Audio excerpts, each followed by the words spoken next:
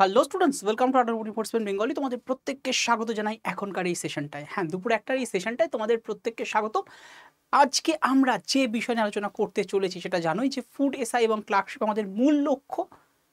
গতদিনের class আমাদের হয়েছে overall সব কিছুর উপরে। আজ কিন্তু ক্লার্কশিপ এবং ফুড এসআইকে নিয়ে আমাদের মেন সেশন, এবং এই সেশনে আমরা যে বিষয় নিয়ে আলোচনায় যাচ্ছি সেখানে বলতে পারো সব কিছু একটা প্র্যাকটিস মতো আমরা রাখবো, এবং প্রত্যেকটা প্রশ্নের কিন্তু ডিটেল এক্সপ্লেনেশন থাকবে। তার আগে তোমরা যারা যারা রয়েছো ফাটাফাট সেশনটাকে একটু শেয়ার করে, যাতে সবাই মিলে আমরা একসাথে আনন্দ করে ক্লাসটা করতে পারি, এবং তোমার পাশাপাশি তোমার বন্ধুরও হেল্প হয়ে যায়। সবাই মিলে সেশনটাকে আগে শেয়ার করো, তারপরে আমরা সেশনটাকে কন্টিনিউ করছি। এবং এই সেশন থ্রু দিয়ে তোমাদেরকে বলতে পারি যে তোমাদের কমপ্লিট প্রিপারেশন কিন্তু ফুড এসআই এবং ক্লার্কশিপের জন্য ওভারঅল হয়েই যাবে।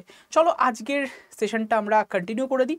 আজকের প্রথম প্রশ্ন যেটা রয়েছে, কি বলা হয়েছে, পশ্চিমবঙ্গের যে পঞ্চায়েতায়ন আইন সেটা নিম্নলিখিত কর আদায়ের ক্ষমতা রাখে। মানে পশ্চিমবঙ্গের যে পঞ্চায়েত সেটা কোন ধরনের কর আদায়ের ক্ষমতা রাখে? আয়কর, বিক্রয় কর, নাকি টোল ট্যাক্স ও জল কর? এটা জল কর হবে, নাকি ভূমি রাজস্ব? কোন ধরনের কর আদায়ের ক্ষমতা আমাদের যে পশ্চিমবঙ্গের পঞ্চায়েতগুলো আছে তারা রাখে? দেখা যাক কে কে সঠিক আনসার দিতে পারো। অবশ্যই টাইমার অন করে দেবো, টাইমের মধ্যে প্রত্যেকের সঠিক আনসার কিন্তু ফাটাফাট দিয়ে ফেলো। তোমরা যে সমস্ত হোয়াটসঅ্যাপ বা টেলিগ্রাম গ্রুপগুলোতে আসো সেখানেও সেশনটাকে একটু ফাটাফাট শেয়ার করো। 20 second time, I hope enough time. চলো ফাটাফাট আনসার দাও। পশ্চিমবঙ্গের প্রত্যেকটা পঞ্চায়েত, এটা বলতে পারো নট অনলি পঞ্চায়েত, পঞ্চায়েতের পাশাপাশি আমাদের বিভিন্ন যে মিউনিসিপ্যালিটিগুলো আছে সেগুলো এটা করে থাকে। তো কোন ধরনের কর তারা মেনলি আদায় করতে পারে? আয়কর, বিক্রয় কর, টোল ট্যাক্স এবং জল কর, নাকি ভূমি রাজস্ব? দেখা যাক, বেশিরভাগই এখানে আনসার করেছো কিন্তু আমাদের টোল ট্যাক্স। একদমই তাই, টোল ট্যাক্স এবং জল কর মানে ওয়াটার ট্যাক্স, এই দুটো কিন্তু আদায় করার ক্ষমতা আমাদের পঞ্চায়েতগুলোর জেনারেলি রয়েছে। টোল ট্যাক্স এবং জল কর এই দুটো আদায় করার ক্ষমতা পঞ্চায়েতগুলো জেনারেলি রয়েছে। অপশন সি যারা যারা ক্লিক করেছো একদমভাবেই প্রত্যেকে সঠিক আনসার দিয়েছো। আমাদের পঞ্চায়েত ব্যবস্থা যদি দেখা যায় ভারতবর্ষে, সমগ্র ভারত জুড়ে প্রতিষ্ঠা হচ্ছে কবে সেটা আশা করি সবাই জানো। না জানে লিখে দাও, 1992 সাল থেকে এটা সমগ্র ভারত জুড়ে আসছে। 73rd সংবিধান সংশোধনী আইন মানে 73তম সংবিধান সংশোধনীর মাধ্যমে এটা সমগ্র ভারত জুড়ে প্রতিষ্ঠা হচ্ছে, যেটা আমাদের কোন পার্টের মধ্যে যাচ্ছে সংবিধান অনুসারে যদি দেখা যায়, এটা যাচ্ছে পার্ট নাম্বার 9 মধ্যে। এটা যাচ্ছে আর্টিকেলস 243 থেকে 243 ও এর মধ্যে। আর এটা আমাদের যে শিডিউল মানে তপশিল, কোন তপশিলের অন্তর্গত এই পঞ্চায়েতের ব্যাপারটা, এটা হচ্ছে 11 শিডিউল বা 11তম তপশিলের কিন্তু অন্তর্গত এই পঞ্চায়েতি রাজের কনসেপ্টটা। ভারতবর্ষের এই পঞ্চায়েতি রাজের কনসেপ্ট মূল সংবিধানে সেরকম কিছু বলা নেই, কিন্তু পরবর্তীকালে এটা নিয়ে অনেকটা কাজ করে তৎকালীন সময়কার কংগ্রেস গভর্নমেন্ট কিন্তু 1957 সালে আমরা জানি বলবন্ত রায় মেহতা কমিটির আন্ডারে, মানে বলবন্ত রায় মেহতাকে একটা কমিটি গঠনের কথা বলে যাদের মূল লক্ষ্য হোক পঞ্চায়েতি রাজ ব্যবস্থাকে দেখা। তো তারা বলবন্ত রায় মেহতা কমিটি যে রিপোর্টটা দেয় 1957 সালে, সেই রিপোর্ট অনুসারে দেখা গেছিল ভারতবর্ষে ত্রিস্তরীয় পঞ্চায়েতের ব্যবস্থা প্রতিষ্ঠার কথা বলা হয়েছে, যার মধ্যে নিচের স্তরে থাকবে গ্রাম পঞ্চায়েত, মাঝখানের স্তরে থাকবে পঞ্চায়েত সমিতি,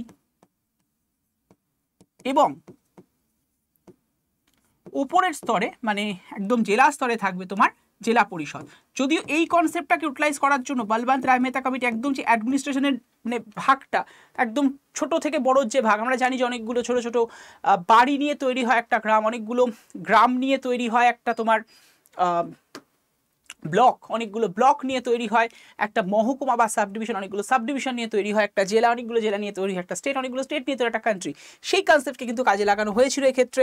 তোমরা জানো যে এই গ্রাম পঞ্চায়েত এটা কিন্তু গ্রাম স্তরে তৈরির কথা বলা হয়েছিল, ব্লক স্তরে তৈরির কথা বলা হয়েছিল পঞ্চায়েত সমিতিকে, এবং জেলা স্তরে তৈরির কথা বলা হয়েছিল জেলা পরিষদ। তবে এখানে একটা জিনিস বলে রাখি, আমাদের যে সমস্ত রাজ্যগুলোতে দেখা যায় যে জনসংখ্যা 20 লাখের কম, যে সমস্ত রাজ্যগুলোতে জনসংখ্যা 20 লাখের কম, সেই সমস্ত রাজ্যগুলোতে কিন্তু জেলা পরিষদ তৈরি মানে মাঝখানের যে ইন্টারমিডিয়েট স্তর অর্থাৎ পঞ্চায়েত সমিতি তৈরি হবে না, তার কথা কিন্তু বলে দেওয়া রয়েছে। যে সমস্ত রাজ্যগুলোতে জনসংখ্যা 20 লাখের কম সেখানে কোনো পঞ্চায়েত সমিতি তৈরি হবে না, তার কথা কিন্তু এখানে প্রপার ওয়েতে মেনশন আছে, মানে আমাদের পঞ্চায়েত যে আইন তার মধ্যে। আচ্ছা, আর একটা বিষয় এখান থেকে বলে রাখি, ভারতবর্ষের 5টা রাজ্য, টোটালি 5টা রাজ্যে এখনো প্রপার ওয়েতে পঞ্চায়েতের ব্যবস্থা কিন্তু প্রতিষ্ঠা করা যায়নি। এই 5টা রাজ্য কি কি, এটাকে মনে রাখার জন্য ছোট্ট একটা ট্রিক, এটা আশা করি তোমাদের কদিন আগে বলেছিলাম, আশা করি মনে থাকার কথা, যাদের যাদের মনে নেই তারা দেখে নাও। সেটা হচ্ছে M3N প্লাস দার্জিলিং, মানে এটা এম এম অ্যান্ড এম, 3টে এম এর মানে কি, আমাদের নর্থ ইস্টে যে 7 সিস্টার আছে, 7টা রাজ্য, তার মধ্যে এম যুক্ত 3টে রাজ্য আছে। 3টে রাজ্যকেই কিন্তু পঞ্চায়েতের ব্যবস্থা প্রতিষ্ঠা হয়নি। তার মধ্যে রয়েছে মেঘালয়, রয়েছে আমাদের মিজোরাম, আর রয়েছে হিলি পার্ট অফ মণিপুর। মণিপুরের পুরোটা নয়, হিলি পার্ট অফ মণিপুর। এখানে কিন্তু পঞ্চায়েতি রাজ ব্যবস্থা প্রতিষ্ঠা করা সম্ভব হয়নি। আর কোথায় হয়নি, এন মানে হচ্ছে আমাদের নাগাল্যান্ড, এটাও নর্থ ইস্টের রাজ্য। এছাড়া আমাদের ওয়েস্ট বেঙ্গলের দার্জিলিং যে অংশটা, দার্জিলিংয়ের basically hilly part of Darjeeling, সেখানে কিন্তু এই পঞ্চায়েতের ব্যবস্থা প্রতিষ্ঠা। তাহলে 1 2 3 4 মানে 1 2 3 4 আর দার্জিলিংকে নিয়ে 5, মোট 5টা জায়গায় কিন্তু এখনো অবধি আমরা পঞ্চায়েত রাজ সিস্টেমকে প্রতিষ্ঠা করতে পারিনি। চলো নেক্সট প্রশ্নে চলে আসি। ভারতবর্ষের রাষ্ট্রপতি কিসের মাধ্যমে নির্বাচিত হন? সরাসরিভাবে জনগণের দ্বারা, নাকি অপশন বি বলছে যে লোকসভা, রাজ্যসভা এবং রাজ্যের বিধানসভার সদস্যদের মাধ্যমে, অপশন সি বলছে রাজ্যগুলোর মুখ্যমন্ত্রীদের মাধ্যমে, আর অপশন ডি বলছে নাথিং, মানে কোনোটাই নয়। কোনটা কারেক্ট তোমরা জানো, ফটাফট আনসার দিয়ে ফেলো। আমাদের রাষ্ট্রপতি কিসের মাধ্যমে নির্বাচিত হয়ে থাকেন? দেখা যাক কে কে সঠিক আনসার দিতে পারো তোমাদের মধ্যে থেকে। আমাদের ভারতবর্ষের রাষ্ট্রপতি কিভাবে নির্বাচিত হন? সরাসরি জনগণের মাধ্যমে, নাকি লোকসভা, রাজ্যসভা এবং রাজ্যের বিধানসভার সদস্যদের দ্বারা, নাকি রাজ্যের মুখ্যমন্ত্রীদের দ্বারা, নাকি নাথিং, কোনোটাই নয়। সঠিক আনসার কোনটা আশা করি তোমরা প্রত্যেকেই দিতে পারবে।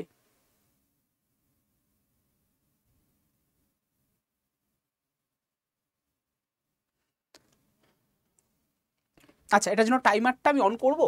আচ্ছা, করেই দিই, চলো 15 সেকেন্ড টাইম দিই। অলরেডি আনসার দেওয়া তোমরা অনেকে শুরু করে দিয়েছিলে, আমি জাস্ট টাইমারটা অন করতে একটু ভুলে গেছিলাম, চাপ নেই। চলো 15 সেকেন্ড টাইম দিয়ে দিচ্ছি এটার জন্য। টাইমার অন, ফটাফট আনসার দিয়ে ফেলো সবাই। দেখো, ভারতবর্ষের রাষ্ট্রপতি নির্বাচনটা পুরোটা বুঝিয়ে দেবো, আর কখনো সমস্যা হবে না। দেখো, ভারতবর্ষের ক্ষেত্রে রাষ্ট্রপতি যে থাকবে এটা বলা আছে কিন্তু আর্টিকেল নাম্বার 52-তে, এবং ভারতবর্ষের রাষ্ট্রপতি সংক্রান্ত বিষয় এটা কোথায় গেছে, এটা আমাদের সংবিধানের পার্ট নাম্বার 5-এর আন্ডারে আর্টিকেল 52 থেকে 65-র মধ্যে কিন্তু মেনশন করা আছে রাষ্ট্রপতি সংক্রান্ত বিষয়, যেটা অ্যাকচুয়ালি আমাদের সংবিধানের পার্টের চ্যাপ্টার নাম্বার 1-এর মধ্যে পড়ে। এই চ্যাপ্টার ব্যাপারটা কি, আমাদের সংবিধান আমরা জানি যে মোট 5টা পার্ট, 6টা পার্টকে এরকম চ্যাপ্টারে ডিভাইড করা যায়। পার্ট নাম্বার 5-কে 5টা চ্যাপ্টার, পার্ট নাম্বার 6-কে 6টা চ্যাপ্টার, পার্ট নাম্বার 11-কে 2টো, 12-কে 4টে, 14-কে 2টো, আর 17-কে 4টে চ্যাপ্টারে ডিভাইড করা হয়। Chapter means like a sub part, ঠিক আছে। তো যার হোক, এর মধ্যে পার্ট নাম্বার 5-এর আন্ডারে যদি দেখা যায় ইউনিয়ন এক্সিকিউটিভ বা কেন্দ্রের যে প্রশাসনিক ব্যবস্থা সেটা নিয়ে কথা বলা আছে কিন্তু এখানটায় চ্যাপ্টার নাম্বার 1-এর মধ্যে 52 থেকে 62 নাম্বার আর্টিকেলের মধ্যে। তো তোমরা যদি দেখো ভারতবর্ষের রাষ্ট্রপতি নির্বাচনের কনসেপ্টটা, সো নির্বাচনটা কিভাবে হয়, অবশ্যই পরোক্ষ নির্বাচন হয়, অর্থাৎ ডিরেক্টলি নির্বাচন হয় না। ডিরেক্ট আর ইনডিরেক্ট নির্বাচন কাকে বলা হয় তার জন্য একটু কনসেপ্টে চলে যেতে হবে আমাদের। ইলেকশন বা নির্বাচনকে যদি দেখা যায় দুটো ভাগ নির্বাচনের, একটাকে বলা হয় প্রত্যক্ষ নির্বাচন, একটাকে বলা হয় তোমার পরোক্ষ নির্বাচন, বা ইংলিশে আমরা যাকে বলে থাকি ইনডাইরেক্ট ইলেকশন। তো প্রত্যক্ষ ইলেকশনটা বা প্রত্যক্ষ নির্বাচনটা কি হয়, যেখানে জনগণ সরাসরি ভোট দেয়, মানে আমি তুমি আমরা সরাসরি ভোট দিচ্ছি। লাইক এই কদিন পরে লোকসভা ভোট হবে, সেখানে আমরা সরাসরি ভোট দেব। যেখানে জনগণ সরাসরি ভোট দেয় তাকে বলা হয় প্রত্যক্ষ নির্বাচন। আর যদি দেখা যায় পরোক্ষ নির্বাচন, এই মানেটা কি? যেখানে জনগণ দ্বারা নির্বাচিত প্রার্থীরা ভোট দিয়ে থাকেন।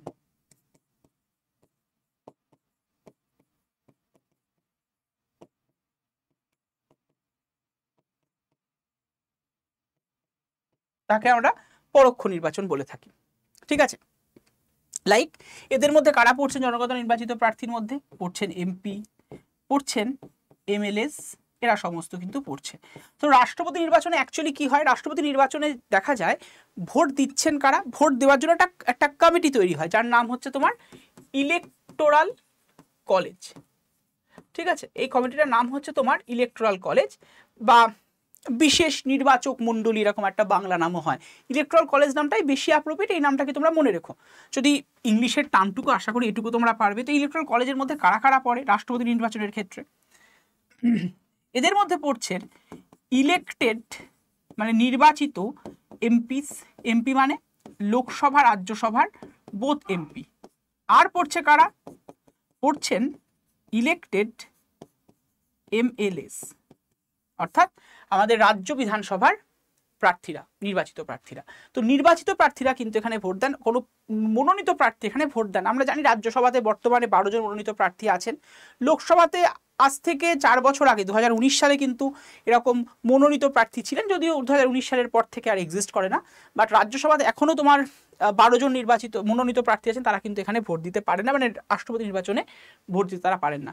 অবশ্যই ইলেক্টেড এমপিস এবং ইলেক্টেড এমএলএস রাই এক্ষেত্রে কিন্তু ভোট দান বা ভোটাধিকার প্রয়োগ করে থাকেন। Is that clear? আশা করি তোমরা প্রত্যেকে বুঝতে পেরেছো। চলো নেক্সট প্রশ্নে যাব। এটার আনসার তার মানে সবাই যারা যারা বলেছো আমাদের অপশন বি, বেশিরভাগই আনসার করেছো কিন্তু অপশন বি একদম কারেক্ট আনসার দিয়েছো।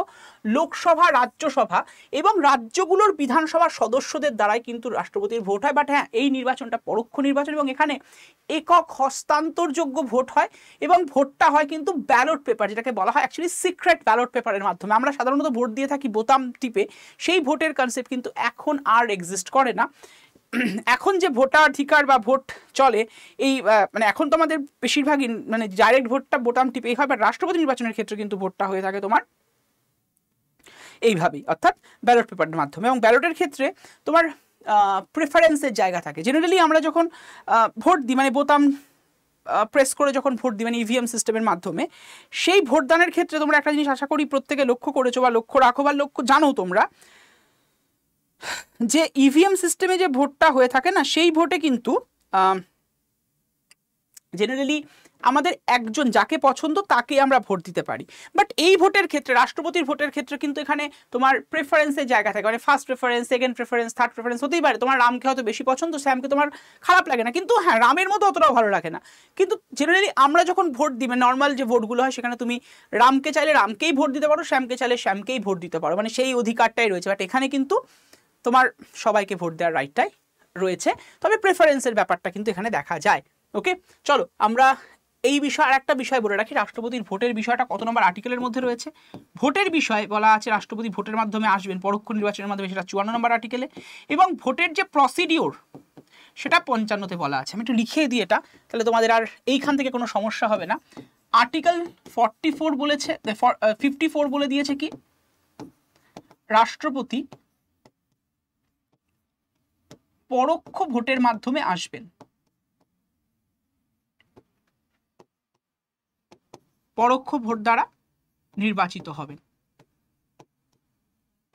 আর আর্টিকেল 55 এটা মেনশন করেছে যে রাষ্ট্রপতির ভোটের পদ্ধতিটা কি। এই যে এতক্ষণ আমি পদ্ধতির কথা বলছিলাম, সেই প্রসেসের কথা আর্টিকেল 55 এর মধ্যে মেনশন আছে। এই দুটো আর্টিকেল দেয়, অনেক সময় ডিরেক্ট তুলে দেয়, সেই কারণে তোমাদের সবাইকে বলবো যে খাতায় লিখে রাখো, খাতায় জট ডাউন করে রাখো। চলো নেক্সট প্রশ্নে চলে আসি। বলছে রাজ্যসভার সাংবিধানিক প্রধান কে হয়ে থাকেন? রাজ্যসভার আমাদের যিনি কনস্টিটিউশনাল হেড বা সাংবিধানিক প্রধান কে হন? অপশান এ বলেছে লোকসভার সঞ্চালক, অপশান বি বলছে ভারতের রাষ্ট্রপতি, অপশান সি বলছে ভারতের প্রধানমন্ত্রী, আর ভারতের উপরাষ্ট্রপতি। ভারতের রাজ্যসভার সাংবিধানিক প্রধান বা কনস্টিটিউশনাল হেড কে হয়ে থাকেন? দেখা যাক কে কে সঠিক আনসার দিতে পারো। অবশ্যই টাইমের মধ্যেই তোমরা প্রত্যেকে সঠিক আনসার দিতে পারবে, আই হোপ সো। দাঁড়াও টাইমারটা অন করে দিই, just a minute.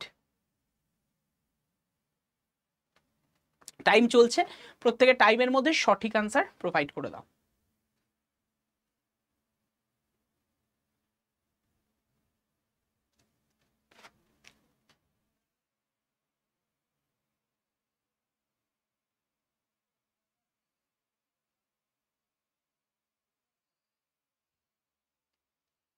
Time up, প্রায় একদম টাইম শেষ। আচ্ছা, যারা যারা এখানে অ্যান্সার করেছো বেশিরভাগই বলে দিয়েছো যে রাজ্যসভার সাংবিধানিক প্রধান হচ্ছেন ভারতবর্ষের উপরাষ্ট্রপতি। একদমই তাই। আমাদের সংবিধান অনুসারে দেখা যায় উপরাষ্ট্রপতির পোস্টটা খুব কন্ট্রোভার্সিয়াল পোস্ট ছিল, কারণ উপরাষ্ট্রপতির আসলে কাজটা কি হবে এটা নিয়ে না সংবিধান প্রণেতারা খুব কনফিউশনে ছিলেন। কারণ উপরাষ্ট্রপতির পোস্টের ভ্যালু ভীষণ, কিন্তু তার অফিসিয়ালি কোনো কাজ নেই। কেন নেই? কারণ উপরাষ্ট্রপতির কাজ যেখান থেকে শুরু হচ্ছিল সেখানে রাষ্ট্রপতির কাজকে এন্ড হতে হয়, তবে উপরাষ্ট্রপতির কাজ শুরু হয়। এবং সংবিধান বলেছে যে ভারতের রাষ্ট্রপতি এক বেলার জন্য, মানে রাষ্ট্রপতির পোস্ট এক বেলার জন্য খালি যাবে না। তো সেক্ষেত্রে একটু প্রবলেমেটিক যে রাষ্ট্রপতির পোস্ট এক বেলার জন্য খালি যাবে না। এদিকে যদি দেখা যায় যে তোমার রাষ্ট্রপতির ক্ষেত্রে যে মানে ভ্যাকেন্টটা কখন হবে, তার সিটটা ভ্যাকেন্ট হওয়ার জন্য মোটামুটি 4টে পদ্ধতি আছে। রাষ্ট্রপতির পোস্ট ভ্যাকেন্সির জন্য আমরা যদি দেখা যায় 4টে পদ্ধতি। নাম্বার 1 যদি দেখা যায়, আমি পরপর পরগুলো লিখে রাখি। একটা হচ্ছে হঠাৎ মৃত্যু রাষ্ট্রপতির, তাহলে রাষ্ট্রপতির পোস্ট কিন্তু ফাঁকা হতে পারে। নেক্সট যদি দেখা যায় রাষ্ট্রপতির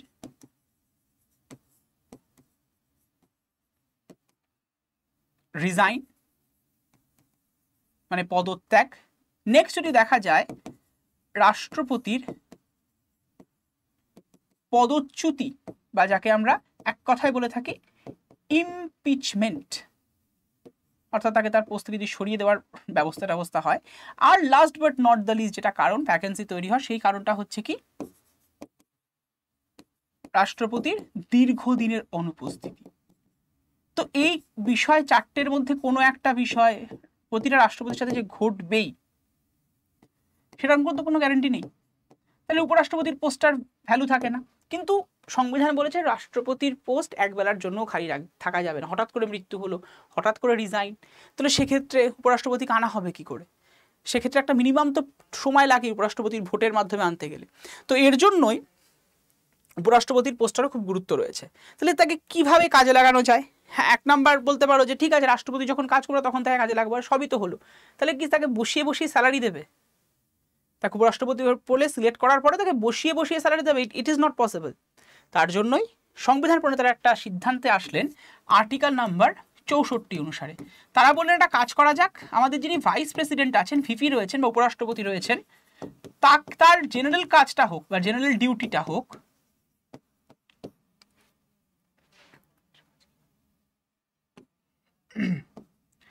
রাজ্যসভার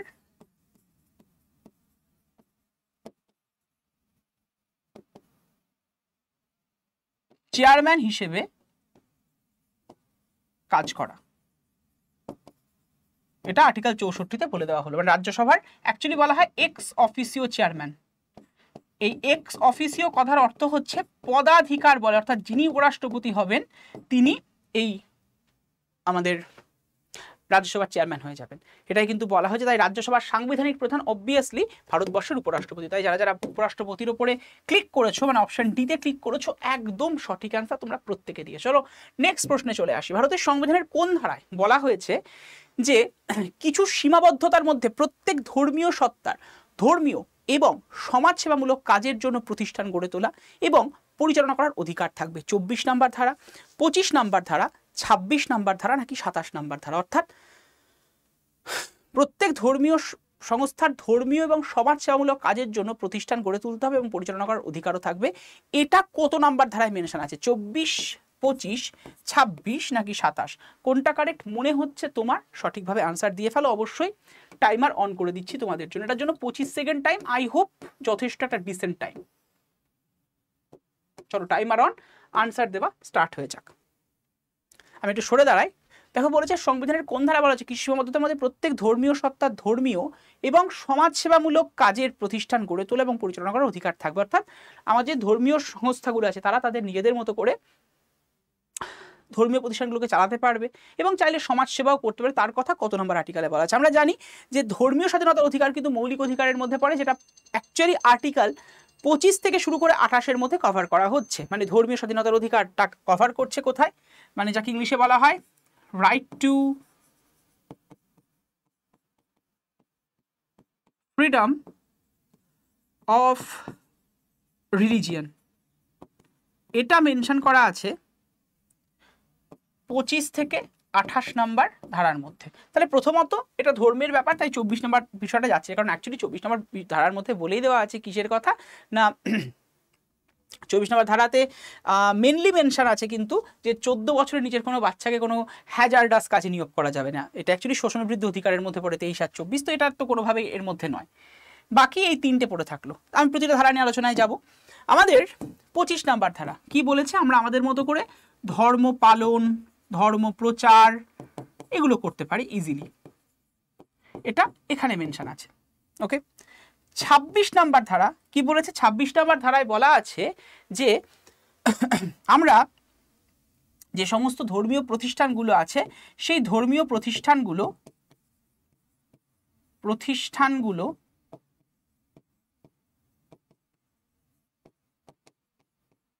পরিচালনা করতে পারি, এর কথা কিন্তু এখানে মেনশন। আর 27-এ বলা হচ্ছে যে ধর্ম পালনের জন্য কোনো প্রকার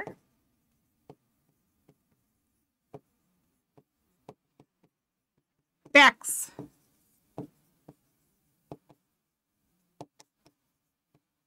প্রদান করতে হবে না। বোঝা গেল? তাহলে তোমরা আনসার সবাই বলেছো, যারা সি বলেছো একদমই কারেক্ট। আমাদের এই যে প্রত্যেকটা ধর্মীয় সত্তার সমাজসেবামূলক কাজের প্রতিষ্ঠান এবং যে ধর্ম প্রতিষ্ঠানগুলো আছে সেগুলোকে পরিচালনা করার অধিকার যে রয়েছে সেটা কিন্তু বলে দেওয়া রয়েছে অপশন সি, মানে 4-এর অপশন সি। যারা যারা আনসার করেছো একদমভাবে তারা পারফেক্ট আনসার বা কারেক্ট আনসার প্রত্যেকে দিয়েছো। চলো নেক্সট প্রশ্নে আমরা এক এক করে চলে আসি। নেক্সট প্রশ্ন কি বলছে? যে পঞ্চায়েত, আমাদের যে পঞ্চায়েতগুলো এরা কি পারে? কেবল কর ধার্য করতে পারে নাকি কোনো কর ধার্য করতে পারে না? অপশন সি বলছে কেবল সরকারি অনুদান পায় নাকি এই পঞ্চায়েতগুলো। আর অপশন ডি বলছে শুল্ক, কর, তোলা, ফি এগুলো ধার্য এবং আদায় বোধ করতে পারে।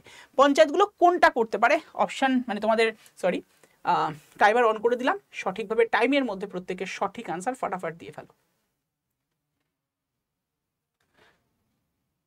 টাইমার অন, আনসার দেওয়া স্টার্ট হয়ে যাক প্রত্যেকের থেকে। আমি একটু সরে দাঁড়াই, নাহলে তোমাদের দেখতে হয়তো সমস্যা হতে পারে একটু।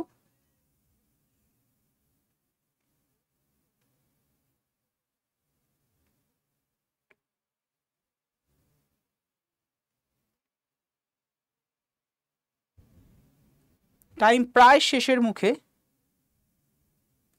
এক টাইম আপ প্রত্যেকের জন্য। দেখো আমাদের এই পঞ্চায়েতগুলো কি পারে? পঞ্চায়েতগুলো যেটা তাদের যে মানে ট্যাক্সের ওপরে যে অধিকারগুলো আছে, আমরা তো জানি আমাদের রাজ্য সরকার বা কেন্দ্র সরকার উভয়েরই আয়ের উৎস কিন্তু বিভিন্ন ট্যাক্স, বিভিন্ন রেভিনিউ, বিভিন্ন ফিস, বিভিন্ন পেনাল্টিস, এখান থেকে কিন্তু এরা মেনলি আয় করে থাকে। তো যদি আমাদের এই পঞ্চায়েতের ক্ষেত্রে বলা যায়, এই পঞ্চায়েতগুলো যেটা করতে পারে কর, শুল্ক, তোলা এবং ফি ধার্য এবং সেগুলো আদায়, উভয় কিন্তু তাদের সেই অধিকারটা রয়েছে। মানে কর, শুল্ক, ফিস, তোলা এগুলো তারা ধার্যও করতে পারে এবং সেগুলো কিন্তু তারা আদায়ও করতে পারে, এই অধিকার তাদের রয়েছে। মানে অর্থাৎ সবকটা অপশান ডিতে যেটা বলা আছে না যে সবগুলো করার অধিকার, সেগুলো কিন্তু তাদের রয়েছে। কর তারা ধরতে পারে, শুল্ক তোলা, ফি ধার্য করা এবং সেগুলো আদায় করা, সেগুলোর অধিকার পঞ্চায়েতের অবশ্যই ভাবে আছে। এইটা কিন্তু শুধুমাত্র পঞ্চায়েত নয়, পঞ্চায়েতের পাশাপাশি মিউনিসিপ্যালিটি যদি দেখা যায় তাদেরও কিন্তু সেম রাইটই রয়েছে। আমরা জানি পঞ্চায়েতের ব্যবস্থা ভারতবর্ষে প্রতিষ্ঠিত হয়েছিল 73rd সংবিধান সংশোধনীর মাধ্যমে 1992 সালে, এবং মিউনিসিপ্যালিটি এই বিষয়টা ইন্ডিয়াতে এস্টাবলিশ হয় 74th কনস্টিটিউশনাল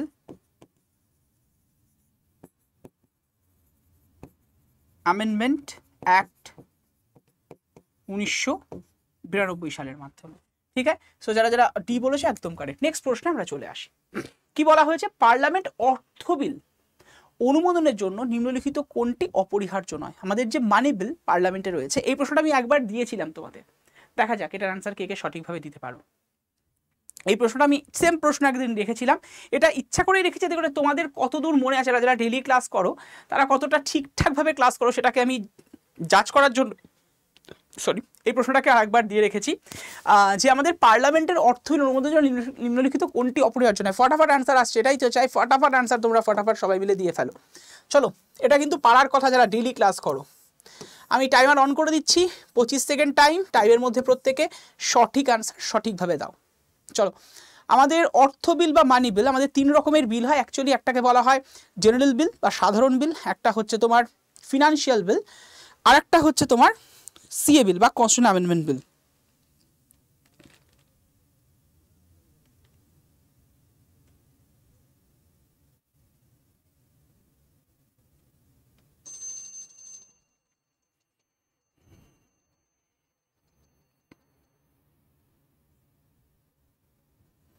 এবার এই যে বিলগুলোর মধ্যে কথা বললাম,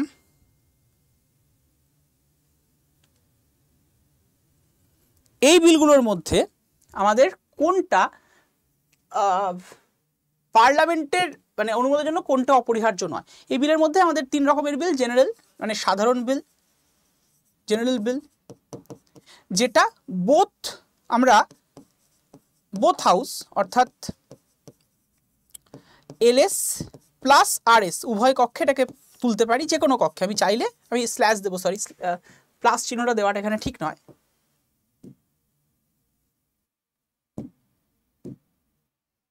যে কোনো কক্ষে তোলা যেতে পারে। আমাদের নেক্সট হচ্ছে ফাইন্যান্সিয়াল বিল বা যাকে আমরা বাংলায় অর্থ বিল বলি, যদিও মানি বিলেরও বাংলা হচ্ছে অর্থ বিল, ফাইন্যান্সিয়াল বিল। আর একটা বিল হচ্ছে তোমার কনস্টিটিউশনাল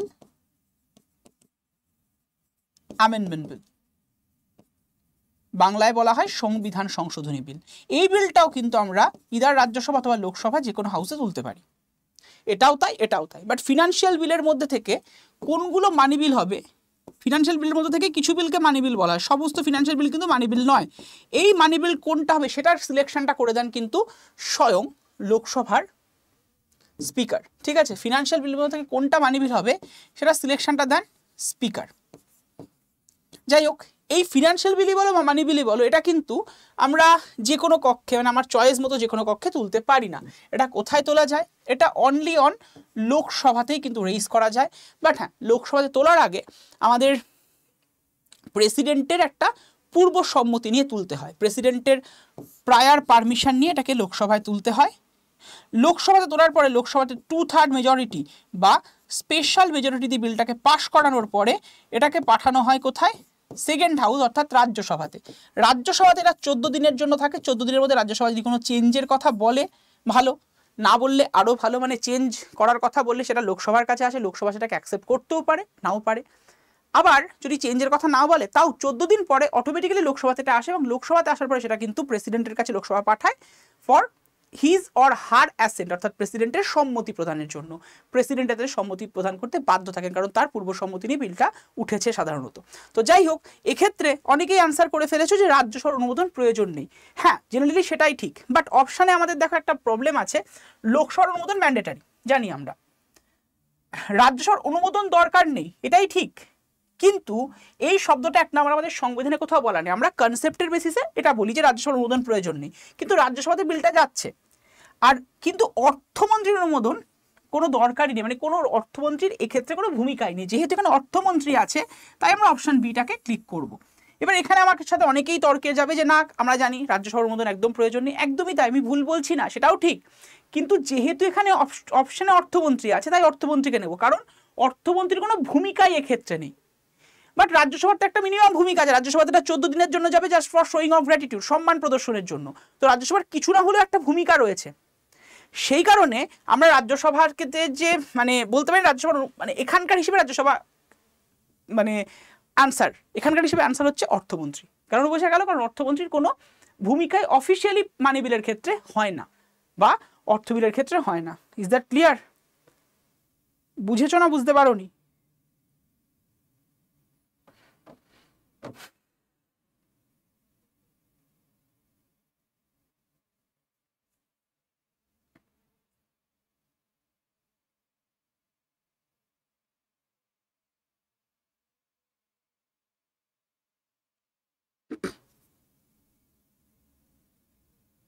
চলো আমরা নেক্সট প্রশ্নে চলে আসি। প্রশ্নটা বড় সড়ো, বাট ডোন্ট ওয়ারি, চিন্তা করার কিছু নেই। বলছে ভারতের সংবিধানের কোন ধারায় বলা হয়েছে রাষ্ট্র সরকার পরিচালিত বা রাষ্ট্রের থেকে আর্থিকভাবে সাহায্যপ্রাপ্ত যে সমস্ত স্কুলগুলো রয়েছে, কোনো শিক্ষা প্রতিষ্ঠান আছে, সেখানে কোনো নাগরিকের ভর্তি হওয়ার অধিকার অস্বীকার করা যাবে না, কেবলমাত্র জাতি, বর্ণ, ধর্ম, ভাষার ভিত্তিতে। এইটা যদি আমি কোনো নাগরিকের অধিকারকে বঞ্চিত করি যে না তুমি অমুক ধর্মের অমুক বর্ণের বলে তোমাকে স্কুলে ভর্তি নেওয়া হবে না, যেগুলো রয়েছে সেগুলোতে বাধা দেওয়া যাবে না। কোন ক্ষেত্রে মানে কোন আর্টিকেল এটা বলা আছে যে ধর্ম, বর্ণ, জাতির ভিত্তিতে রাষ্ট্রের যে সমস্ত সরকারি স্কুলগুলো আছে সেখানে কোনো স্টুডেন্টদের অ্যাডমিশন সঠিকভাবে করানো যাবে না যদি ধর্ম, বর্ণ, জাতি এগুলোর বেসিসে কাউকে অ্যাডমিশন না যাবে। এটা কোথায় বলা আছে? 26, 27, 28 নাকি 29? কোনটা কারেক্ট আনসার তোমরা প্রত্যেকে জানো, আশা করি প্রত্যেকেই সঠিক আনসার দিতে পারবে। চলো আমি তোমাদের টাইমারটা অন করে দিচ্ছি, টাইমের মধ্যে প্রত্যেকে সঠিক আনসার দিয়ে দাও।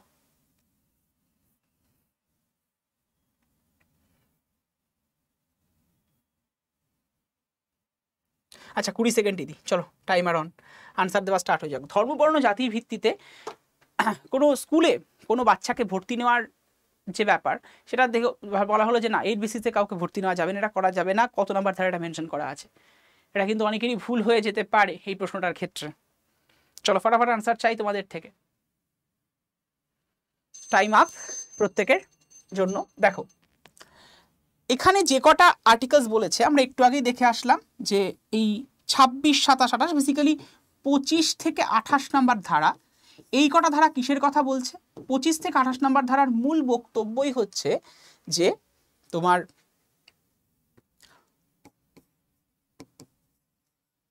Right two freedom of religion, নাকি বাংলায় বলা হয় ধর্মের ক্ষেত্রে স্বাধীনতার কথা। বাট দেখো এটা কিন্তু ধর্মের ক্ষেত্রে কিন্তু আলাদা করে বলা নেই। হ্যাঁ যদি বল ধর্ম, বর্ণ, জাতিটা সবার ক্ষেত্রে মানে স্কুলে ভর্তি হওয়ার কথা বলা হয়েছে, বাচ্চাদেরকে স্কুলে ভর্তি করা থেকে বিচলিত করা যাবে না ধর্ম, বর্ণ, জাতি, লিঙ্গ এগুলোর বেসিসে। বেসিক্যালি এটার বলা রয়েছে কিন্তু তোমার কোথায় না 29 নাম্বার ধারার মধ্যে প্রপার ওয়েতে এটা কিন্তু মেনশন আছে। ঠিক আছে, এটা 29 নাম্বার ধারার মধ্যে কিন্তু প্রপার ওয়েতে মেনশন করে দেওয়া রয়েছে। ওকে, তো 29 নাম্বার ধারা অ্যাকচুয়ালি 29 এবং 30 এই দুটো ধারা যদি আমি দেখি, এই দুটো ধারা কিসের কথা বলেছে? 29 এবং 30 নাম্বার ধারার মূল বক্তব্যই হচ্ছে আমাদের যে মাইনরিটি সেকশন মানে ওই সমাজের সংখ্যালঘু সম্প্রদায়, এই মাইনরিটিদের যে সমস্ত রাইটগুলো সেই অধিকারকে রক্ষা করার কথা। 29 বলেছে যে আমাদের মাইনরিটি সেকশনসগুলো নিজেদের মতো করে স্ক্রিপ্ট, কালচার এগুলোকে তারা বজায় রাখবে এবং সেগুলো তাদের অধিকারের মধ্যে রয়েছে। অ্যাজ ওয়েল অ্যাজ মাইনরিটিদের কোন যে সমস্ত স্কুলগুলো রয়েছে সেই স্কুলে ভর্তি হওয়া থেকে তাদেরকে কখনোই বাধা দেওয়া যাবে না, সরকারি স্কুলে অবশ্যই, যে তুমি অমুক মানে অমুক জাতির, তুমি অমুক লিঙ্গের বলে তোমাকে ভর্তি না যাবে না, এটা কিন্তু কখনো বলা যাবে না। এটা কিন্তু অ্যাকচুয়ালি 29 নম্বর ধারার মধ্যেই বলা আছে। আর 30-এ কিসের কথা বলেছে? 30-এ বলেছে মাইনরিটি সেকশনরা যদি চায় নিজেদের ভাষায় নিজেদের ল্যাঙ্গুয়েজের ওপরে কোনো স্কুল প্রতিষ্ঠা করতে তাদের সেই অধিকার অবশ্যই আছে এবং সেই স্কুলগুলোকে সরকার খুব শিগগিরই মান্যতা প্রদান করবে। এটা 30 নম্বর আর্টিকেলের মধ্যে কিন্তু মেনলি মেনশন করে দেওয়া রয়েছে। সো যারা যারা আনসার করেছে 29 নাম্বার মানে অপশন ডি, তারা একদমভাবে 100% কারেক্ট আনসার প্রত্যেকেরই। চলো নেক্সট প্রশ্নে আমরা চলে আসি। নেক্সট প্রশ্ন বলছে কেন্দ্র এবং রাজ্যের মধ্যে যে রাজস্বের বন্টন হয় মানে বন্টিত হয় যে সংস্থার সুপারিশের ভিত্তিতে সেইটা কোনটা? Planning commission, finance commission, national development council মানে জাতীয় উন্নয়ন পরিষদ, নাকি সরকার হিসেব রক্ষা সংক্রান্ত কমিটি? কোনটা কারেক্ট আনসার তোমরা দাও, অবশ্যই টাইমার অন করে দেবো, টাইমের মধ্যেই দিও। আমাদের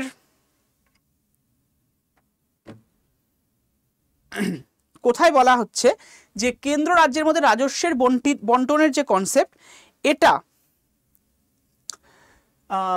কোন সংস্থার সুপারিশের ভিত্তিতে হয়ে থাকে? মানে জানো কেন্দ্র সরকার যে টাকাটা পায় সেটা কিন্তু রাজ্যগুলোকে অবশ্যই নিজের কাছে কিছু রেখে রাজ্যগুলোকে দিয়ে দেয়, প্রোভাইড করে। তো সেটা অ্যাকচুয়ালি কোথায় বলা আছে, চলো টাইমারটা অন করে দিলাম, টাইমের মধ্যে সঠিকভাবে আনসার তোমরা প্রত্যেকে আনসার দিয়ে ফেলো।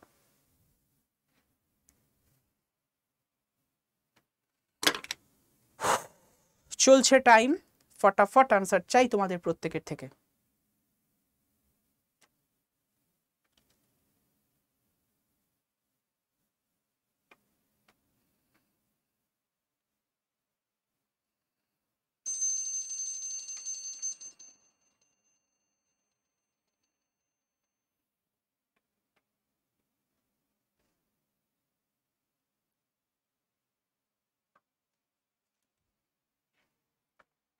ঠিক আছে, দেখো যারা যারা এখানে আনসার করেছো বেশিরভাগই আনসার দিয়েছো তোমাদের মধ্যে যে আমাদের অর্থ কমিশন, একদমই তাই। 280 নাম্বার আর্টিকেলের মধ্যে দিয়ে আমাদের যে ফাইন্যান্স কমিশন মানে অর্থ কমিশন, তারা এটা মেনশন করেছে যে মানে সেখানে বলা আছে যে তারা মেনলি কেন্দ্র সরকারকে পরামর্শ দিতে পারে কেন্দ্র রাজ্যের মধ্যে কিভাবে আমাদের রাজস্বটাকে বন্টন করা যায় বা রেভিনিউটাকে ডিস্ট্রিবিউট করা যায়। এটা কিন্তু ফিনান্স কমিশনের রেসপন্সিবিলিটি। অবশ্যই সবাই সঠিক আনসার দিয়েছে, অপশন বি বেশিরভাগই আনসার করেছে, একদমই কারেক্ট। নেক্সট প্রশ্নে চলে আসি, ভারতের সংবিধানের কোন ধারায় বলা হয়েছে রাষ্ট্রের দ্বারা সরাসরি পরিচালিত বা রাষ্ট্রের থেকে আর্থিক সাহায্য প্রাপ্ত কোনো শিক্ষার প্রতিষ্ঠানে কোনো নাগরিকের ভর্তি হওয়ার অধিকার অস্বীকার করা যাবে না কেবলমাত্র ধর্ম, বর্ণ, জাতি এগুলোর বেসিসে?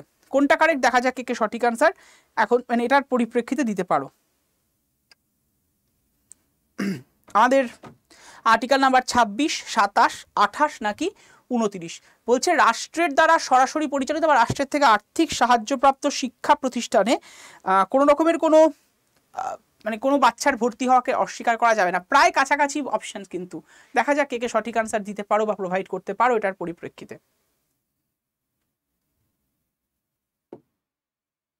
গুড জব, বেশ ভালো। আচ্ছা, এটা আমি টাইমার অন করলাম না, এটার আনসার বুঝতেই পেরেছো, 29 নাম্বার ধারা ইজ দ্য কারেক্ট আনসার। একটু আগে আমরা পেয়েছি যে ধর্ম, বর্ণ, জাতি, লিঙ্গ এই 5টা পরিপ্রেক্ষিতে কোনো বাচ্চাকে কোনো স্কুলে ভর্তি হওয়া থেকে বিরত করা যাবে না এবং এটা বলা যেতে পারে না, যেগুলো অবশ্যই সরকারি স্কুল। সরকারি স্কুলে ভর্তির অধিকার প্রত্যেকটা বাচ্চার রয়েছে। তুমি আজকে বাঙালি হয়ে ধরো মনে করলে তুমি পাঞ্জাবে কোনো কারণে থাকো, পাঞ্জাবের কোনো পাঞ্জাবি ভাষার স্কুলে ভর্তি হবে, তো ওখানে ওটাই মানে ওখানকার ল্যাঙ্গুয়েজ, স্টেট ল্যাঙ্গুয়েজ, তুমি হতেই পারো, ইউ হ্যাভ দ্য রাইট, তোমার সেই অধিকারটা অবশ্যই ভাবে রয়েছে। নেক্সট প্রশ্ন, পার্লামেন্ট তার সম্মতি ছাড়া অর্থ বিল পাস করা যায় না। পার্লামেন্টে কার সম্মতি ছাড়া, এখানে অপশন যেগুলো দেখতে পাচ্ছ যে কার সম্মতি ছাড়া এখানে আমাদের হচ্ছে অর্থ বিল পেশ করা যায় না। ভারতের প্রধানমন্ত্রী, ভারতের লোকসভার অধ্যক্ষ, অ্যাকচুয়ালি যুক্তক্ষ হবে, এটা কয়ের একটা স পড়ে গেছে ওই স্পেলিং এর মানে ইয়ের জন্য, আমি এটা ঠিক করে দিচ্ছি, ডোন্ট ওয়ারি।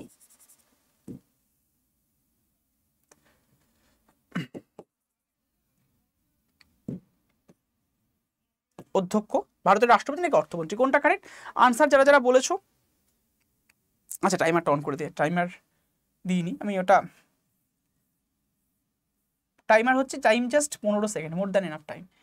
কার একটু আগে এটা কিন্তু বলে দেওয়া আছে, যখন আমাদের বলা হয় না যে একটা প্রশ্ন করলে তার থেকে অনেক প্রশ্ন আমরা করতে পারি, তো জাস্ট লাইক দ্যাট এটাই কিন্তু তার প্রমাণ। পার্লামেন্টে তার কার সম্মতি ছাড়া কোনো অর্থ বিল অফিসিয়ালি পেশ করতে তুমি পারবে না। ভারতের প্রধানমন্ত্রী, লোকসভার অধ্যক্ষ, ভারতের রাষ্ট্রপতি নাকি কেন্দ্রীয় অর্থমন্ত্রী, কোনটা কারেক্ট আনসার? অলমোস্ট সবাই সঠিক দিয়েছো, যারা যারা বলেছো ভারতের রাষ্ট্রপতি একদমই কারেক্ট আনসার তোমাদের প্রত্যেকের থেকে পাওয়া গেছে, একদমই সঠিক আনসার তোমরা প্রত্যেকেই ভাবে দিয়েছো, কারেক্ট 100% কারেক্ট আনসার। চলো নেক্সট প্রশ্নে আমরা চলে আসি। নেক্সট প্রশ্নে যাওয়ার একটা ছোট্ট ইনফরমেশন তোমাদের প্রত্যেকে দিয়ে রাখবো, আমাদের সংকল্প ব্যাচ যেটা 22শে ডিসেম্বর থেকে শুরু হয়ে গিয়েছে ক্লার্কশিপের প্রিপারেশনের জন্য। দেখো ক্লার্কশিপের প্রিপারেশন নিলে তোমার অলমোস্ট সামনে যে এক্সামসগুলো আসতে চলেছে, গ্রুপ ডি খুব শিগগিরই আসছে, তোমরা জানো ফুড এসআই এর তো ডেট অলরেডি ডিক্লেয়ার্ড, তো এগুলোর প্রিপারেশন কিন্তু অলমোস্ট এটাতেই হয়ে যাবে এবং এটার জন্য এটা কিন্তু শুধুমাত্র প্রিলিমিনারি এক্সামের প্রিপারেশন নয়, ক্লার্কশিপের 2টো টায়ার হয়, সাথে টাইপিং টেস্ট থাকে, সবটাই এর মধ্যে কভার হয়ে যাবে। তোমাদের এর মধ্যে প্রিলিমিনারি প্রিপারেশন আছে, সাথে রয়েছে মেন্সের প্রিপারেশন, মেন্সে কিন্তু রাইটিং হয়, রাইটিং মানে বাংলা এবং ইংলিশ দুটো রাইটিং পোর্শন থাকে, সেটা এখান থেকে কভার হয়ে যাবে এবং সাথে সাথে টাইপিং গাইডেন্স সবটা রয়েছে এবং এর সাথেও রয়েছে কিন্তু তোমার ইবুক স্টাডি মেটেরিয়াল থেকে শুরু করে হ্যান্ড রিটেন নোটস থেকে শুরু করে তোমাদের মক টেস্ট অর্থাৎ কমপ্লিট প্রিপারেশন, এই ব্যাচটা নিয়ে নিলে আর তোমার এক্সট্রা কোনো কিছু নিতে হবে না। এবং তোমার এর জন্য একটা বিশেষ কোড ইউজ করতে হবে Y327, এই কোডটা ইউজ করে নেবে, প্লাস কয়েন ইউজ করবে, তাহলে কিন্তু অপটিমাম ডিসকাউন্ট পেয়ে যাবে এবং অনেকটা ছাড় আজকে রয়েছে। তো এই ছাড় এই যারা যারা মনে করছো তারা কিন্তু এনরোল করে নিতে পারো ব্যাচটায় এবং এই সুযোগটাও তোমরা অ্যাভেল করতে পারো। তবে হ্যাঁ, আমার আবারও বলছি সবার নেওয়ার কোনো প্রয়োজন নেই, যারা যারা মনে করো তাদেরই নেওয়ার প্রয়োজন। বেসিক্যালি যারা সদ্য শুরু করেছো প্রিপারেশন এবং যারা দীর্ঘদিন একটা প্রিপারেশনের গ্যাপে রয়েছো, হয়তো 4-5 বছর, 3 বছর, 8-10 বছর, কারণ ক্লার্কশিপের এক্সামিনেশনটা যেহেতু 45 বছর অবধি মানে কাস্টের ক্ষেত্রে, এবং যারা ইউআর অর্থাৎ আনরিজার্ভ ক্যাটাগরি তাদের 40 বছর রয়েছে। তো অনেকেই দেখা যাচ্ছে হয়তো আজকে 12 বছর আগে পড়াশোনা ছেড়ে দিয়েছো, এখন হয়তো মনে হচ্ছে হাতে আর 1-2 বছর আছে, চলো প্রিপারেশনটা নিই। তো তাদের জন্য সত্যি সত্যি দরকার, কারণ সেই সময় যেভাবে প্রিপারেশন তুমি নিতে আজকের দিনে দাঁড়িয়ে তার প্রিপারেশনের স্ট্র্যাটেজি বা সব কিছু চেঞ্জ হয়েছে। এবং যারা সদ্য শুরু করেছো তারাও কিন্তু অনেকটাই কনফিউশনের মধ্যে এসছো, কিন্তু যারা যারা একটা প্রিপারেশন ফেজে আছো 2-3 বছর, 4 বছর, 5 বছর, তাদের একদমই ভাবে নেওয়ার প্রয়োজন নেই। তবে হ্যাঁ, তোমাদেরও যদি কখনো কোনো ল্যাক থাকে তাহলে যে কোনো জায়গায়, শুধু আড্ডা 24/7ই কেন, যে কোনো অফলাইন বা অনলাইন ইনস্টিটিউটে তোমরা কিন্তু অ্যাডমিশন নিতেই পারো। তবে হ্যাঁ, এই ব্যাচটা যদি নিতে চাও তাহলে এই কোডটা ইউজ করবে, এটা ইউজ করলে কিন্তু সর্বোচ্চ ডিসকাউন্ট তোমরা পেয়ে যাবে। ঠিক আছে, সর্বোচ্চ ডিসকাউন্ট কিন্তু তোমরা পেয়ে যাবে বা অপটিমাম ডিসকাউন্ট তোমরা পেয়ে যাবে। চলো নেক্সট প্রশ্নে চলে আসা যাক। ভারতের কোন রাজ্যে প্রথম লোকায়ুক্তা নিযুক্ত হয়েছিল?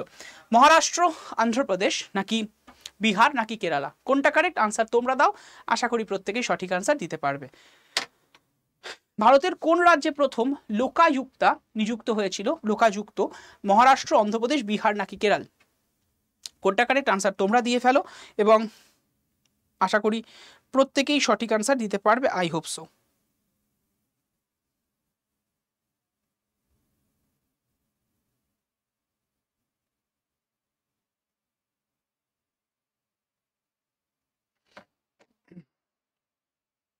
দেখো, এটা বলেই দিই, আমি টাইমার অন করলাম না এটার ক্ষেত্রে। যারা যারা বলেছো অপশানে মহারাষ্ট্র, অনেক অনেক বলেছো, but Maharashtra is the correct answer. মহারাষ্ট্রর এই বিষয়টা এস্টাবলিশ হয়েছিল 1971 সালে। কিন্তু এই লোকাযুক্ত ব্যাপারটা কি এটা আগে জানা দরকার। ভারতবর্ষে দুটো কনসেপ্ট আছে, একটাকে বলা হয় তোমার লোকপাল, আর একটা হলো তোমার লোকাযুক্ত বা লোকাযুক্ত, যাই হোক। এই দুটোর ব্যাপারটা একটু তোমাদের কাছে ক্ল্যারিফাই করি। এই লোকপাল আর লোকাযুক্ত এদের ক্ষেত্রে যে কনসেপ্টটা জেনারেলি দেখা যায় সেটা হলো যে আমাদের যে সমস্ত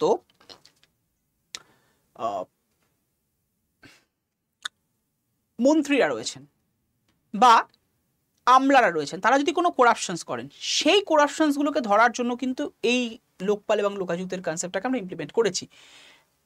কেন্দ্রীয় মন্ত্রী এবং আমলাদের করাপশনসগুলোকে ধরার জন্য রয়েছে লোকপাল, আর রাজ্যের মন্ত্রী এবং আমলাদের করাপশনসগুলো ধরার জন্য রয়েছে লোকাযুক্ত। বাট হ্যাঁ, এরা কিন্তু কোনো ইনভেস্টিগেটিং এজেন্সি নয়। এরা কি করে, ওই ব্যক্তিটিকে বা গ্রুপ অফ পিপুলকে শনাক্ত করে, তারপরে ইনভেস্টিগেশনের দায়িত্ব দিয়ে দেয় কিন্তু জেনারেলি সিবিআইকে, মানে সেন্ট্রাল ব্যুরো অফ ইনভেস্টিগেশনকে দায়িত্ব দেয়।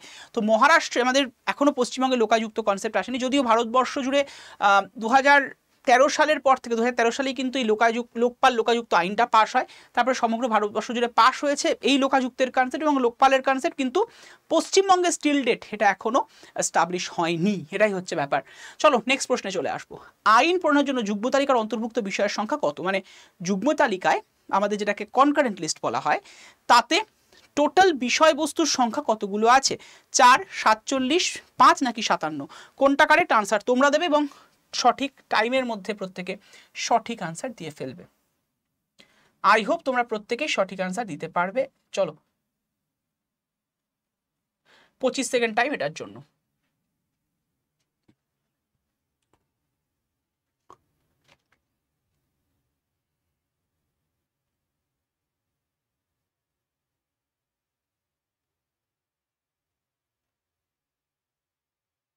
গুড জব, টাইম চলছে। যুগ্ম তালিকা, আমাদের কেন্দ্রীয় তালিকা, রাজ্য তালিকা এবং যুগ্ম তালিকা, 3 ধরনের তালিকা হয়। তালিকা ব্যাপারটা একটু জানিয়ে রাখি তোমাদেরকে। দেখো, আমাদের বাড়ির ক্ষেত্রে হয় না যে ফ্যামিলিতে হয়তো একজন আর্নিং পার্সন, সেই মেন আর্ন করে, হয়তো সেটা তুমি হতে পারো, তোমার বাবা হতে পারেন, বা আদার্স কেউ। তো যে মেন আর্ন পার্সন সে কি সে আর্নটা করেন মান্থলি সেটা নিজের কাছে রেখে দেন? একদম নয়, সেই আর্নটা কিন্তু সবার মধ্যে ডিস্ট্রিবিউট করে দেন প্রপার ওয়েতে, এবং হ্যাঁ নিজের কাছে অবশ্যই কিছু রাখেন। তো কেন্দ্র সরকারের ক্ষেত্রেও তাই, কেন্দ্রীয় সরকারের যে পাওয়ারগুলো আছে সব কিন্তু কেন্দ্র সরকারের হাতেই নিহত রয়েছে, মানে ইউনিয়ন গভর্নমেন্টের হাতে। বাট ইউনিয়ন গভর্নমেন্ট সব ক্ষমতা নিজের হাতে রাখে না। ইউনিয়ন গভর্নমেন্ট কি করে, কিছু ক্ষমতা নিজের হাতে রাখে, যেটা রাখে ইউনিয়ন লিস্টের আন্ডারে, যেমন ধরো defence sector, foreign affairs sector, এগুলো সব কেন্দ্রীয় তালিকার অন্তর্ভুক্ত বিষয়। কিছু ক্ষমতা দেয় স্টেটকে, পুরোপুরিভাবে রাজ্যগুলোকে দিয়ে দেয়। আর কিছু ক্ষমতা ইউনিয়ন প্লাস স্টেট ভাগাভাগি করে নেয়, মানে কেন্দ্র রাজ্য ভাগাভাগি করে নেয়। এটাকে এক কথায় বলা হয় তোমার কনকারেন্ট লিস্ট। তো ইউনিয়ন লিস্টের বিষয়বস্তু কতগুলো? এর বিষয় ইউনিয়ন লিস্টের ক্ষেত্রে বিষয়বস্তু যদি দেখা যায় 100টা, স্টেট লিস্টের বিষয়বস্তু বর্তমানে রয়েছে তোমার 61টা, আর কনকারেন্ট লিস্টের বিষয়বস্তু বর্তমানে রয়েছে কিন্তু 52টা। তাহলে স্যার এখানে তো অপশান নেই, কন্ট্রোল লিস্টের বিষয়বস্তু 4, 47, 5, 57 আছে। দাঁড়াও আরও ক্লিয়ার হবে, আরেকটা বিষয় বলে রাখি। এবার অ্যাকচুয়ালি থাকার কথা কতগুলো ছিল সেগুলো ব্র্যাকেটে লিখে দিচ্ছি আমি। ইউনিয়ন লিস্টে থাকার কথা ছিল তোমার 97টা, স্টেট লিস্টে থাকার কথা ছিল তোমার 66টা, আর কন্ট্রোল লিস্টে থাকার কথা ছিল 47টা। বাট এখানে একটা প্রশ্নের করার ক্ষেত্রে একটু গন্ডগোল আছে, বলছে সংখ্যা কত, মানে অ্যাট প্রেজেন্ট কত, সেটাই মনে হচ্ছে। বাট দেখো প্রশ্নকর্তারা অনেক রকমভাবে প্রশ্ন করে, যেটা দিয়ে তোমাদের কনফিউজ করা যায় বা তোমরা কনফিউজও হয়। প্রশ্নতে সত্যি সত্যি অনেক সময় কনফিউশনলি থাকে, ভুলও থাকে, কিন্তু আনসার তো ভাই পুরোপুরি ভুল বলা যায় না, কারণ এখানে অপশান কিন্তু 47 আছে, মানে বুঝে নিতে হবে এটা অ্যাকচুয়ালি ওই কতগুলো থাকতে পারে সেটা না বলে জাস্ট কত বলে দিয়েছে। তো answer 47 is the correct answer, option B is the 100% correct answer. যারা যারা বিতে ক্লিক করেছো একদমভাবে সঠিক, 100% সঠিক আনসার তোমরা প্রত্যেকেরই। চলো নেক্সট প্রশ্ন চলে আসি। ভারতের সুপ্রিম কোর্টের বিচারকের সংখ্যা বৃদ্ধির ক্ষমতা কার হাতে নিহত আছে? রাষ্ট্রপতি, লোকসভা, ভারতের প্রধান বিচারপতি নাকি আইন কমিশন? কার হাতে সুপ্রিম কোর্টের বিচারকের সংখ্যা বৃদ্ধির যে পাওয়ার সেটা নিহিত আছে? ভারতের রাষ্ট্রপতি, লোকসভা, ভারতের প্রধান বিচারপতি নাকি আইন কমিশন? কোনটা কারেক্ট আনসার তোমরা দেবে এবং সঠিকভাবে দেবে, সঠিক টাইমের মধ্যে আনসার প্রত্যেকে দিয়ে ফেলবে। চলো ফটাফট আনসার চাই তোমাদের প্রত্যেকের থেকে।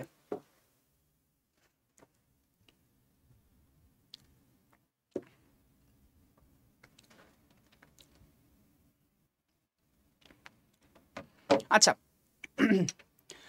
দেখো সুপ্রিম কোর্টের ক্ষেত্রে যদি দেখা যায় বিচারকের সংখ্যার আজকের দিনে দাঁড়িয়ে, মানে সংবিধান যবে লেখা হয়েছিল তার থেকে আজকের দিনে অনেক চেঞ্জ হয়েছে। 1950 সালে যদি দেখো সুপ্রিম কোর্টের বিচারকের সংখ্যা 1950 থেকে 56 ছিল টোটাল 8 জন, এদের মধ্যে একজন প্রধান বিচারপতি, 7 জন আদার বিচারপতি। 1956 সাল থেকে শুরু করে 60 সাল, এই সময় সুপ্রিম কোর্টের বিচারকের সংখ্যা হচ্ছে 10 জন, এদের মধ্যে একজন প্রধান, 9 জন আদার্স জাজেস। 1960 থেকে শুরু করে 77 সাল সুপ্রিম কোর্টের জাজের সংখ্যা কত দাঁড়িয়েছিল? 13 জন, একজন প্রধান, 12 জন আদার জাজেস। 1977 থেকে 86 সাল সুপ্রিম কোর্টের জাজের সংখ্যা কত দাঁড়িয়েছিল? 17 জন, একজন প্রধান, 16 জন আদার জাজেস। 1986 সাল থেকে 2009 সাল সুপ্রিম কোর্টের জাজের সংখ্যা এসে দাঁড়িয়েছিল তোমার 25 জন, একজন প্রধান, 24 জন আদার জাজেস। 2009 সাল থেকে দাঁড়িয়ে 2019 সাল সুপ্রিম কোর্টের জাজের সংখ্যা দাঁড়ালো কত? 31, একজন প্রধান, তার 30 জন আদার জাজেস। আর 2019 সাল থেকে টিল ডেট, মানে আজকে ডেট অবধি যদি তুমি দেখো সুপ্রিম কোর্টের জাজের সংখ্যা কত দাঁড়িয়েছে? 34, একজন প্রধান, 33 আদার জাজেস। ঠিক আছে,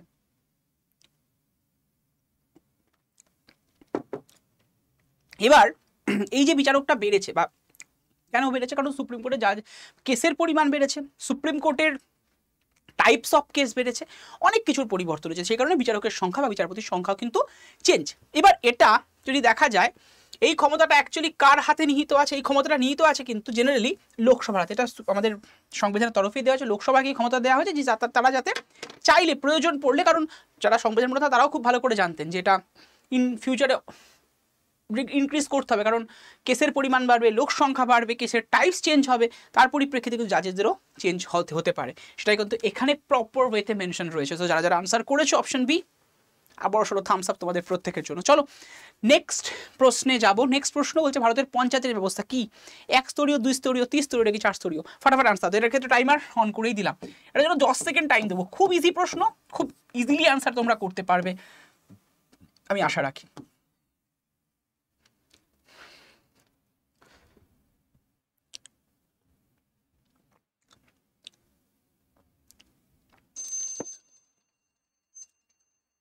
দেখো ভারতবর্ষের পঞ্চায়েতের ব্যবস্থা যদি দেখা যায়, কনসেপ্টটা এসছে অবশ্যই বলবন্ত রায় মেহতা কমিটির রেকমেন্ডেশনের ভিত্তিতে, যেটা এই রেকমেন্ডেশনটা অ্যাকচুয়ালি তিনি দিয়েছিলেন কবে 1957 সালে তিনি রিপোর্ট দিয়েছিলেন। সেই রিপোর্ট অনুসারে দেখা যাচ্ছে তিনি বলেছেন গ্রাম স্তরে থাকবে গ্রাম পঞ্চায়েত, মাঝখানে তোমার ব্লক স্তরে থাকবে পঞ্চায়েত সমিতি, আর তারপরে জেলা স্তরে থাকবে তোমার জেলা পরিষদ। এটা তিনি একদম বলেই গেছিলেন। তো অবভিয়াসলি 3 টায়ার সিস্টেম ইন্ডিয়াতে কিন্তু দেখা যায় পঞ্চায়েতের ব্যবস্থা। যদিও মূল সংবিধান এটা নিয়ে কিছু বলা নেই, বাট পরবর্তীকালে এটা এস্টাবলিশ হয়। কবে থেকে এস্টাবলিশ হয়েছিল, যদিও এই কনসেপ্টটা এই সময়তে মানে ডিরাইভড হয়, বাট এটা প্রপার ওয়েতে এস্টাবলিশ হয়েছিল কিন্তু 1992 সালে 73rd সংবিধান সংশোধনী আইন মারফত। ঠিক আছে, 73তম সংবিধান সংশোধনী আইন দ্বারা এটা এস্টাবলিশ হয়েছিল ইন্ডিয়াতে। এবং এই প্রসঙ্গে আরও একটা বিষয় তোমাদের প্রত্যেককে জানিয়ে রাখি, যে এই 73তম সংবিধান সংশোধনী বিষয়টা 1992 সালে এলো, এটা প্রপার ওয়েতে ইমপ্লিমেন্ট বা কার্যকারী হয়েছিল 24 এপ্রিল 24 এপ্রিল 1993 সাল থেকে। সেই কারণে 24 এপ্রিল দিনটাকে কি বলা হয় যে পঞ্চায়েতি রাজ দিবস। ঠিক আছে, তো যারা যারা আনসার করেছো অপশন একদম ঠিক, অপশন সি। চলো, এটা তোমাদের হোমওয়ার্ক দেওয়া থাকলো, সবাই হোমওয়ার্কটা করে রাখবে। After the ending of session comment বক্সে সবাই কিন্তু কমেন্ট করে রাখবে সেশনটা কেমন লাগলো অবশ্যই না ভুলবে। একটু লাইকটা একটু বানতাই না, বসে একটু লাইকটাই করে দাও সবাই মিলে, দাবাকে ফাটাকে লাইক করো সবাই। আচ্ছা, এটাও তোমাদের হোমওয়ার্ক দেওয়া থাকলো after the ending of session, সবাই কিন্তু কমেন্ট বক্সে হোমওয়ার্কটা করে রাখবে। আর যারা ওই সংকল্প ব্যস্ত রয়েছে, যারা যারা চাইছো অবশ্যই এনরোল করতে পারো। আর এটাও তোমরা হোমওয়ার্ক হিসেবে করে রাখবে, এবং এটাও অবশ্যইভাবে হোমওয়ার্ক হিসেবে সবাই কিন্তু করে রেখো। চলো, আপাতত এখানে এন্ড করছি। ভালো থেকো, সুস্থ থেকো, নিজের মনের জোর বজায় রেখো। আর 24/7 বেঙ্গলি তোমাদের সাথে ছিল, আছে এবং অলওয়েজ থাকবে। চলো, thank you to all of you. তোমাদের প্রত্যেককে অনেক অনেক স্বাগতম, মানে অনেক অনেক ধন্যবাদ এই সেশনটার জন্য। নেক্সট দিন মানে সোমবার এবং পরপর আমাদের নেক্সট দিনের ক্লাস কিন্তু কেউ করতে ভুলবে না। সোম থেকে শনি বেসিক্যালি এখানে কিন্তু ক্লাস হচ্ছে। এই এক্সামগুলোকে লক্ষ্য রেখে, তবে হ্যাঁ, এবার অনেকের মনে পড়ে স্যার আমি রেল দিচ্ছি, আমি সিজিএল সিএস, তার জন্য কি সেশন অবশ্যই হ্যাঁ, তোমরা হয়তো কমেন্ট মানে ইয়েতে দেখতে পাচ্ছ, ট্যাগে দেখতে পাচ্ছ যে ফুড এসআই বা ক্লার্কশিপ, কিন্তু ওভারঅল সমস্ত এক্সামসের জন্য এই সেশনটা। হ্যাঁ, WBCS জন্য আমাদের WBCS টপার চ্যানেলটা আছে 24/7 WBCS টপার, যেখানে স্পেশালি WBCS এবং মিসনেস এই দুটো এক্সামকে ফলো রেখে ক্লাস হয়।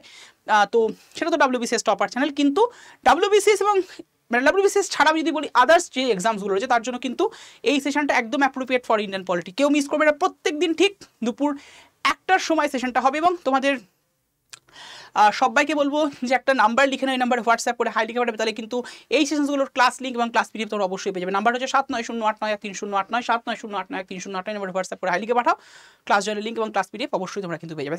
Thank you to all of you.